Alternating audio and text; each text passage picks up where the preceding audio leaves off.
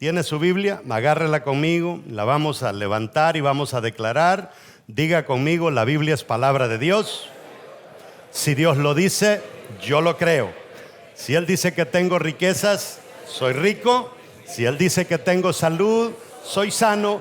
Si Él dice que tengo salvación, soy salvo. Si Él dice que soy su hijo, soy importante. Por eso, de hoy en adelante, nadie más me definirá. El único que me define es Dios, mi hacedor. Le vamos a dar un aplauso a Dios, se lo damos, pero al mismo tiempo quisiera que le demos un aplauso a todas las personas que nos ven en todo Sudamérica, Centroamérica, el Caribe, personas que nos ven a través de las redes sociales, nos escuchan a través de la radio. Vamos ya con el cuarto mensaje sobre esta serie, Dar y Recibir. Y hemos aprendido mucho. A mí me ha enseñado mucho esta serie porque cuando Dios me da una serie, pues yo tengo lo básico, pero me voy a profundizar para darle más, y cuando profundizo, yo soy el que recibo antes de ustedes. Vamos a leer Hebreos 8:6. Póngale mucha atención. Hemos venido considerando este versículo desde la predicación número 1. Y póngale mucha atención, porque la palabra de Dios hay que leerla detenidamente. Dice, pero ahora tanto mejor ministerio es el suyo. Hablando del ministerio de Jesús, nos dice que el ministerio de Jesús es mucho mejor. Cuanto es mediador, dice, de un mejor pacto. O sea, el pacto entre Israel y Dios en el Antiguo Testamento era bueno, pero el pacto de Jesús con nosotros es mucho mejor. Y nos llama la atención lo que dice, establecido sobre mejores promesas. O sea, todo este nuevo pacto de Jesús ha sido puesto sobre esa base que son promesas, y lo hemos venido estudiando. ¿Y qué es lo que nos quiere decir la palabra con eso? Gálatas 6:7, quiero que lo leamos en la traducción lenguaje actual. Dice, no crean ustedes que pueden engañar a Dios. Cada uno cosechará lo que haya sembrado. Pablo aquí nos está diciendo que este asunto entre Dios y nosotros se trata de sembrar semillas, porque el nuevo pacto tiene que ver justamente con eso. Tome su lugar y vamos a comenzar a elaborar sobre lo que Dios tiene para nosotros en esta ocasión. Póngale mucha atención. Como yo le suelo decir, si no me ha agarrado ningún mensaje en este año y agarra le va a transformar la vida. Se habla mucho de ofrendar en las iglesias, en todos lados, pero pocas veces se profundiza en lo poderoso que es ofrendar, especialmente desde la perspectiva que nos está enseñando la palabra el día de hoy. Dios le mandó a Israel a diezmar, a ofrendar, y habla de un montón de ofrendas. Váyase a Deuteronomio 26, todo el capítulo nos habla de eso.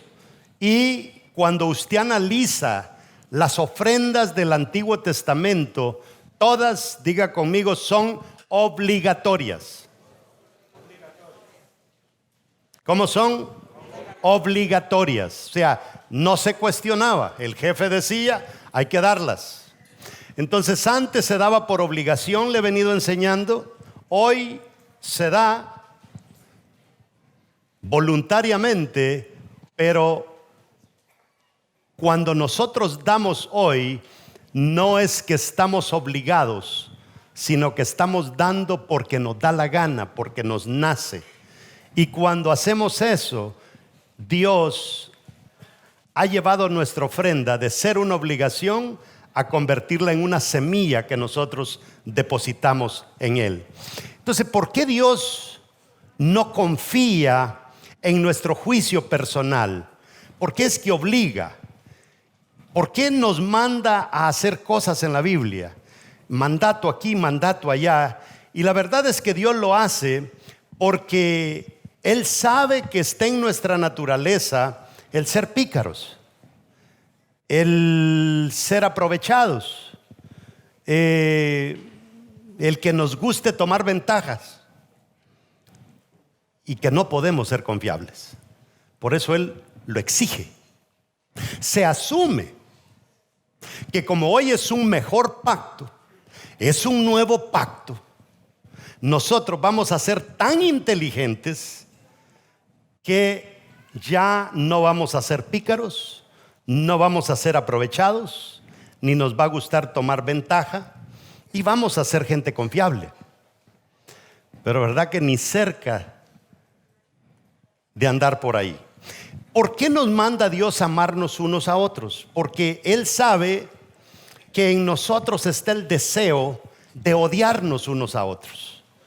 Entonces, por eso es que cuando leemos la palabra debemos de entender que Dios se expresa de una cierta manera, porque es lo hace en base a nuestra naturaleza.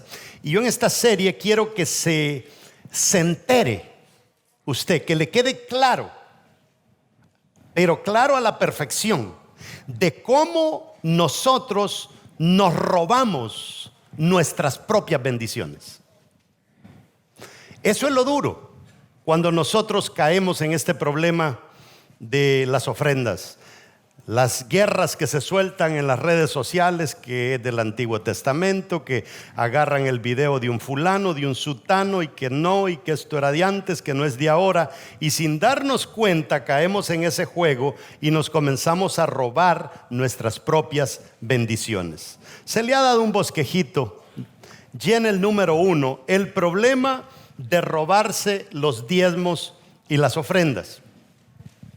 El problema de robarse los diezmos y las ofrendas es que al robar diezmos y ofrendas suceden varias cosas. Lo primero es que no es que asaltemos un banco, no es que robemos la tienda de la esquina, asaltamos a Dios, le robamos a Dios y también nos robamos a nosotros mismos. Un ladrón común roba la tienda de la esquina, roba un banco, le roba al fulano que va caminando por la calle, pero el cristiano, cuando no da los diezmos ni las ofrendas, asalta a Dios y se asalta a sí mismo. ¡Qué terrible! Entonces, vaya conmigo a Malaquías 3:9, que es donde Dios nos relata el peligro de esto. Dice: malditos sois con maldición, porque vosotros, la nación toda, me habéis robado. Traed los diezmos al alfolí y hay alimento en mi casa, y probadme ahora en esto, dice Jehová de los ejércitos, si no os abriré las ventanas de los cielos y derramaré sobre vosotros bendición hasta que sobreabunde. Sigue diciendo: reprenderé también por vosotros al devorador, y no os destruirá el fruto de la tierra, ni vuestra vida en el campo será estéril, dice Jehová de los ejércitos, como quien dice: yo no les estoy dando casaca, no les estoy dando mentira, esto así es. Verso 12: y todas las naciones os dirán bienaventurado. Esto es lo que nosotros queremos, que todo el mundo nos diga bienaventurado sin haber hecho lo anterior. Porque seréis, dice, tierra deseable. ¿Quién no quiere ser tierra deseable? Todos queremos ser tierra deseable, pero sin lo anterior, dice Jehová de los ejércitos. Entonces, analicemos cómo nos robamos nuestras propias bendiciones. Pensemos. Número 1, cuando leímos, dice: malditos son con maldición. No hay peor cosa, mis amados hermanos, que caer en maldición. Todo nos sale al revés. Todo nos sale al revés. Le digo que nos enfermamos más de la cuenta, nuestros hijos se nos enferman más, nuestro carro nos falla más, si está en la ganadería las vacas se le mueren más, si está en la cosecha no llueve ese año. O sea, nos va mal cuando estamos bajo maldición. Llegan tiempos cuando una persona está bajo maldición que en el campo de uno llovió y en el campo del que está bajo maldición no llovió. Segunda cosa dice, me habéis robado. Entonces, cuando Dios dice me habéis robado, de una vez ya nos puso en categoría de ladrones. O sea, allá en el cielo, donde aparece la lista de ladrones, el banner semanal de los ladrones de la semana, su nombre aparece bajo categoría de ladrón. ¿Me está entendiendo? La tercera cosa dice, abriré las ventanas de los cielos. O sea que las ventanas se nos cierran. O sea, así es como nosotros nos robamos. La cuarta cosa dice, derramaré hasta que sobreabunde. O sea que está bloqueada la abundancia para nosotros. Estamos de lavar y poner, como dicen por ahí. Estamos a puro pan y agua. Y la número 5 dice, reprenderé al devorador. O sea que el devorador anda suelto. Así es como nosotros perdemos las bendiciones, simple y sencillamente por caer en ese juego. Y la última dice que si usted hace esto, se va a acabar la esterilidad. O sea que esto nos trae esterilidad a nosotros. Entonces, no es casualidad, vientres estériles o negocios estériles o quién sabe qué. Entonces, es bien importante que usted entienda que como este nuevo pacto está fundado ¿sobre qué? Sobre promesas. La única manera de activar este nuevo pacto es que usted active la promesa. Y para activar una promesa solamente se activa, ¿cuál es la palabra? Dando. No hay manera de activar una promesa si nosotros no damos. Número 2 en su bosquejito, la importancia de hacer justicia. Hablamos en la predicación número 2 de esta serie que hacer justicia es darle a alguien, ¿se recuerdan cuál es la frase? Darle a alguien lo que legalmente es suyo. Eso es justicia. Darle a alguien lo que legalmente es suyo. Ahora, en base a la palabra, si Cristo llevó todas nuestras enfermedades a la cruz, ¿es nuestra la sanidad? ¿Sí o no? Sí, es nuestra. Entonces, ¿debemos nosotros estar orando por enfermos? ¿Sí o no? Sí. Cuando nosotros no lo hacemos porque somos demasiado cuadraditos o quién sabe qué es lo que estamos haciendo? Robándole a alguien lo que es legalmente suyo. Por eso cuando Cristo vino, Él oraba por endemoniados, Él oraba por todo mundo y Él lo que hacía era traer justicia a aquellas personas que legalmente eran dueños de su milagro. Y eso es lo que nosotros no podemos olvidar en estos tiempos. Entonces, ya vimos nosotros que hacer justicia es hacer que a la gente se le dé lo que es suyo. ¿Qué es hacer justicia? Darle a la gente lo que le pertenece. Entonces, hacer justicia, diga conmigo, es la fórmula de Dios para salvar al mundo. O sea, Dios trabaja con fórmulas. Entonces, ¿cómo va a salvar Dios a este mundo? A través de la justicia. ¿Cómo hacemos justicia? La salvación es algo legalmente propiedad de la gente, ¿sí o no? Despertemos, ¿sí o no? Sí, claro que sí. Si Él ya murió por nosotros y derramó su sangre por nosotros. Pero ¿qué es lo que falta? Que nosotros vayamos y prediquemos. ¿Cómo vamos entonces nosotros a arreglar este mundo? Entonces, arreglar este mundo quizá va a significar arreglar una persona a la vez. Y a veces cuando uno se pone a pensar con países que están completamente arruinados, desastrosamente podridos en tantas cosas, en tanta maldad, uno dice, ese país no tiene remedio. Y especialmente cuando le dan la fórmula de Dios para ese país. ¿Cuál es la fórmula? Una persona a la vez. Y uno dice, ay Dios mío, y tiene 125 millones. ¿Cuántos millones tiene México? Y no es que México es el único hundido, si ahora el mundo entero está hundido. 120 y algo de millones. Póngase a pensar usted, ir a México, ganarnos a México 120 y pico de millones de personas, una persona a la vez. Pero no tanto una persona a la vez. Es que me voy a ganar al vecino, después el vecino me va a ayudar a ganar a otro. No, primero tiene que comenzar ¿con quién? con usted. Y ese es el problema, que cuando nosotros no estamos modelando lo que queremos compartir con la gente, si a nosotros no nos ha funcionado, ¿quién va a comprar el producto que usted está vendiendo? ¿Ha visto usted un calvo vendiendo champú para la caída del cabello y que alguien se lo compre? Jamás, no funciona. Entonces, la fórmula de Dios para salvar al mundo y para arreglar al mundo es hacer justicia. Y es entregarle a la gente lo que es suyo. ¿Está entendiendo? Entonces, Dios ha decidido salvar al mundo, incluyéndonos a nosotros. ¿Lo pudiera hacer Él solo? Posiblemente. Pero Él decidió incluirlo a usted e incluirme a mí. Entonces Dios siempre ha estado interesado en hacer justicia. A través de toda la historia. A través de toda la historia Dios quiso hacer justicia con la humanidad, tratando de convencer a Israel de que había que hablarle de Dios a todo mundo. Pero el pueblo de Israel nunca lo entendió. Ellos creyeron que Dios era solamente para ellos. Hoy en día está seria la cosa porque hay 12 millones de judíos, poquito más, poquito menos, y se están reproduciendo a menos de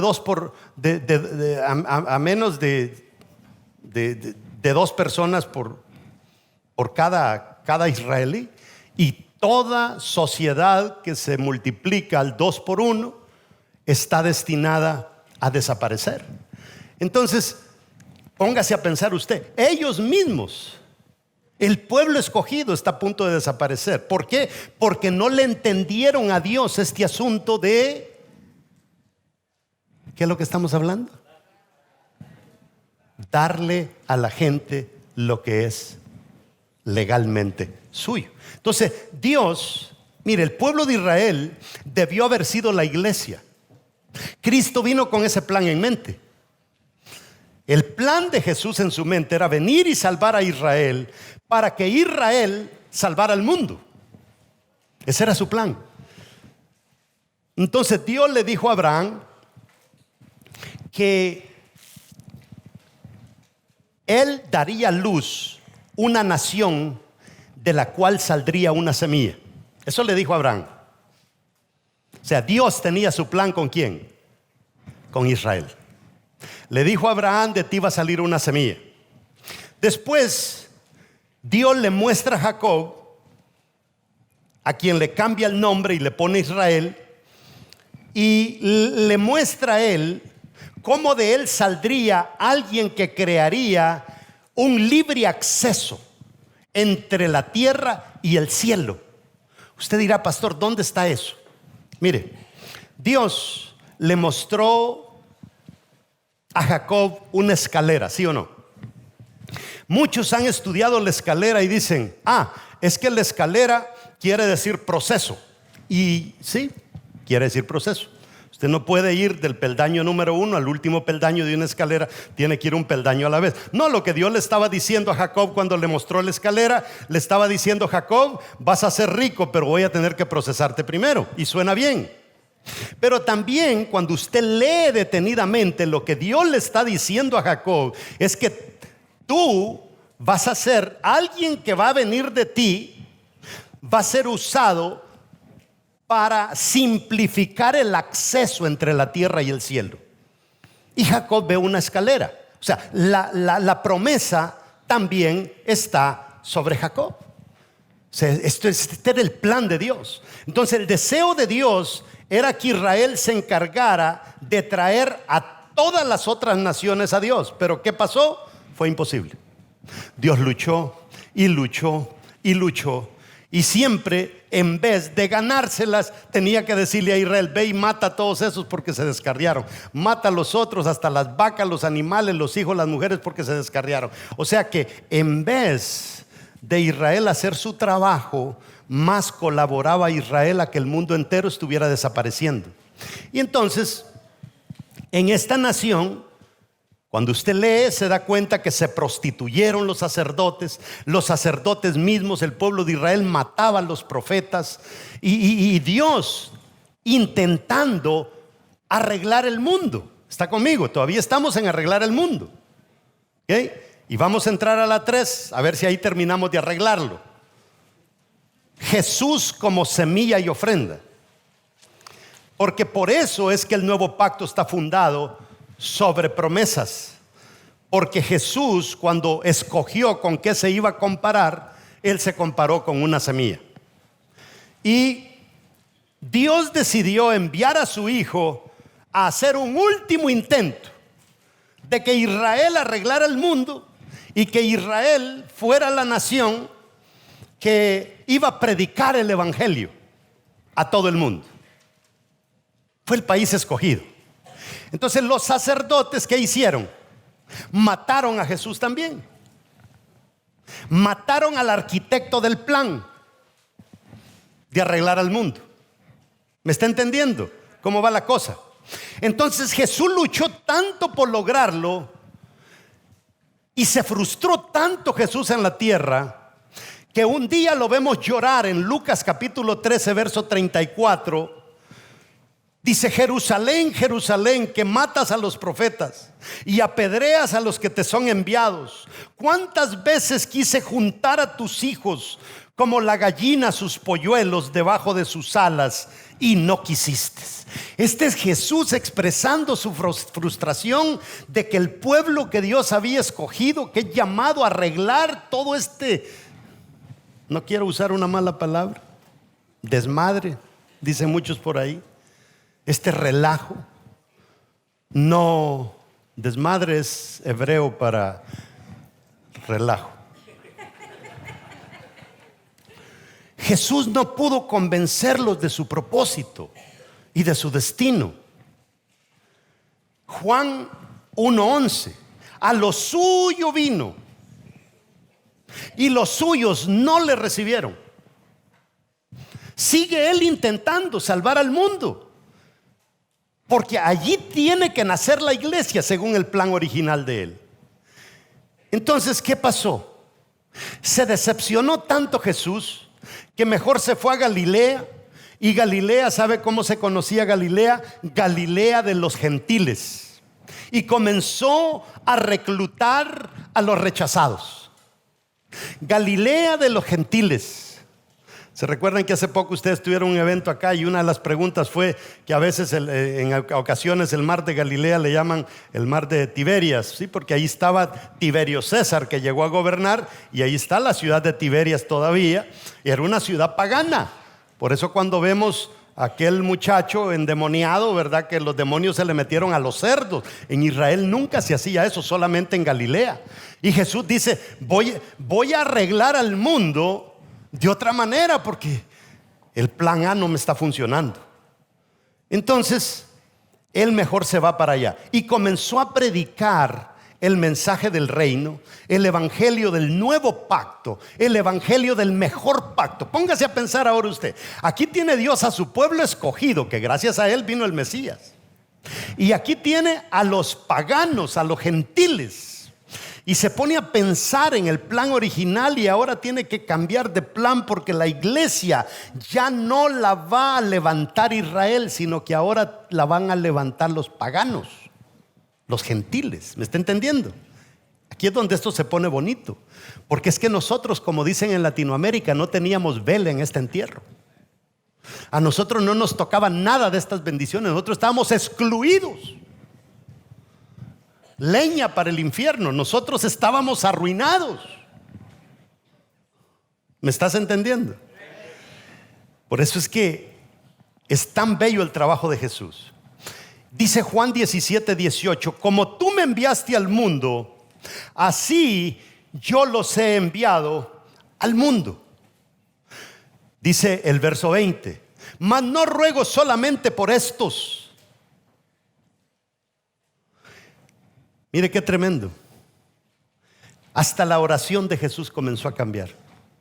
Padre, yo ya no solamente te estoy pidiendo por el pueblo de Israel. Ya no oro solamente por estos, sino también por los que han de creer en mí por la palabra de ellos. Y eso es usted y soy yo, que no teníamos esperanza. ¿Me está entendiendo? Y Y así nace la iglesia, fuera del plan original. Mateo 28, 18, 19 dice: y Jesús se acercó y les habló diciendo: toda potestad me es dada en el cielo y en la tierra, por tanto, id y haced discípulos. ¿Qué dice? O sea, toda potestad me es dada. O sea, cuando Cristo vino a la tierra, quizá no incluía como parte de su potestad salvar a todos nosotros, pero ahora dice toda potestad. O sea, deja al diablo sin potestad, deja al diablo sin poder, deja al diablo sin autoridad, y aquellos que ya los tenía ganados el diablo, ahora nos incluye en su paquete. ¿Estás entendiendo? A mí me alegra esto. Y dice: por tanto, id y haced discípulos. Ahora ya cambió la canción a todas las naciones. ¿Estás entendiendo? A todas las naciones, bautizándolos en el nombre del Padre, del Hijo y del Espíritu Santo. O sea, aquí está lo bonito, porque este asunto de arreglar al mundo solamente se arregla cuando le entregamos a la gente lo que es legalmente suyo. Israel nunca le quiso entregar al mundo lo que era legalmente suyo, y ahora Dios nos tiene a nosotros con el paquete en mano para llegar a las personas y evangelizarlos y decirle: aquí le traigo algo del diseñador de las cosas más preciosas, el único capaz de quitar el pecado del mundo, Jesús de Nazaret, que murió por usted en la cruz del Calvario y ahora le entrega salvación. Nosotros, no es que Jesús nos va a perdonar, no es que Dios nos va a perdonar de nuestros pecados, ya somos perdonados. Lo que queda es aceptar el sacrificio que Él hizo. Por eso es que este pacto está fundado sobre mejores promesas. Ay, Dios mío, yo no sé si usted entiende eso. O sea, cuando Dios escogió a Israel, era bueno. Pero cuando nos escogió a nosotros, es mejor. O sea, ¿qué es lo que Él está esperando de nosotros? Que no sembremos semillas, que nos ganemos este mundo sin invertir un centavo, porque no nos vamos a ganar este mundo sin una pequeña inversión. Hablábamos de tiempo, talento y tesoro. No podemos ser tacaños con nuestro Dios. No es que hay gente tan tacaña. Dicen: ay, voy a orar por usted. No, hay gente que no necesita su oración, quiere un plato de comida. ¿Me entiende? Hay gente que no necesita su oración, necesita una camisita, un pantaloncito. Dicen que había un hombre tan tacaño, pero esto es bien, hace años, era tan tacaño, que él siempre había querido tener en su casa una tina. Y por tacaño nunca había tenido una tina en su casa. Un día está viendo televisión y ve que en la televisión sale tinas a mitad de precio. Wow, dice: voy a comprar la tina para mi casa por primera vez. Y la pide, la ordena, y espera 15 días, no le llega la bendita tina. Esperó 3 semanas, no le llegó la tina. Al mes dice: no me llegó la tina, me robaron el dinero. Y ve que sale el anuncio en la televisión otra vez: tinas a mitad de precio. Y abajo dice: si no le ha llegado la tina y usted ya lo ordenó, mándenos un telegrama. ¿Cuántos se recuerdan de los telegramas? Ustedes ni habían nacido. Si me dice amén, no había. La mayoría no habían nacido. Y yo no sé si usted sabe, pero los telegramas se mandaban por palabras, y cada palabra costaba dinero. Y entonces va él a mandar un telegrama a la empresa que le vendió la tina, y le dice: ¿qué quiere que le ponga? Y le dice: ¿cómo funciona el asunto? Aquí le dice: cada letra tiene un precio. Y le dice: cada letra, o sea que es caro, sí. Y le hace una letra, una I con un puntito, y le dice: mándele esto. Y entonces llegó el telegrama al vendedor. Y el vendedor se le queda viendo: Dios mío, ¿qué quiere este tipo? Solo una letra me le puso al telegrama, no sé qué pasó. Y agarran el teléfono y le llaman, y contesta. Dice: aló, sí, aló, sí. Mire, usted es el señor que nos mandó un telegrama. Sí, es que yo hice una orden y no la he recibido. Y le dice, oiga, ¿y qué es lo que significa su telegrama? Le dice, ¿y qué es lo que lee usted ahí? Yo aquí solo una I puedo ver, le dice. ¿Y qué tipo de I es? Es una I latina, le dice. Por eso, ¿I latina? Hay gente tan tacaña, que le hacen la vida de cuadritos a otros por su tacañería. Imagínense cómo no le hacemos la vida de cuadritos a Dios por nuestra tacañería. Y así, amados hermanos, es como los planes de Dios cambiaron. Así es como ese mejor pacto fue rechazado por los judíos, pero ¿sabe qué? Eso nos abrió las puertas y nos alcanzó a nosotros. Entonces nosotros no vamos a actuar como ellos. Mire, esa gente es tan suelta con Dios. Yo tengo un amigo aquí en la ciudad vecina de Chelsea que compró una sinagoga. Y los viejitos que iban a esa sinagoga, cada